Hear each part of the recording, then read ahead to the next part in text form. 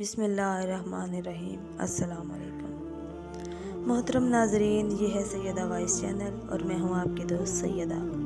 ناظرین کرام، be be زینب سلام اللہ علیہا نے فرمایا، میرے ماننے والی ہمیشہ پردے کو مقدم سمجھے گی۔ وہ جب بھی بازار جائے گی تو یہ یاد رکھے گی کہ اس بازار میں نے کیا کیا سختیاں دیکھی۔ جو عورت اللہ کے لیے پردہ کرتی ہے، اللہ کے لیے اپنی آنکھوں کو جھکا کے چلتی ہے کہ کسی نامحرم کی نگاہ نہ اس پر پڑے، نہ اس کی کسی نامحرم پر نگاہ پڑے، تو یہ عورت کا ایسا افضل عمل ہے جس سے عورت کی زندگی خوشحال ہوتی ہے، اس کی دعائیں قبول ہوتی ہیں اور اللہ دونوں جہان کا راستہ اس کے لیے ہموار کرے گا۔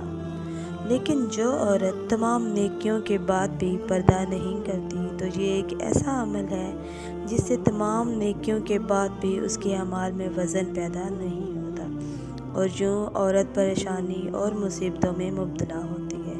اور اگر عورت یہ چاہتی ہے کہ اس کو صالح اور نیک اولاد ہو، خوشحال زندگی نصیب ہو، تو وہ کوشش کر کے شعبان کے آخری ہفتے میں روزے رکھے اور شعبان کے آخری ہفتے میں روزے رکھ کے اپنی کامیابی، خوشحالی، اولاد اور خوشحال زندگی کے لیے دعا مانگے۔ اللہ کبھی بھی وہ دعا رد نہیں کرے گا۔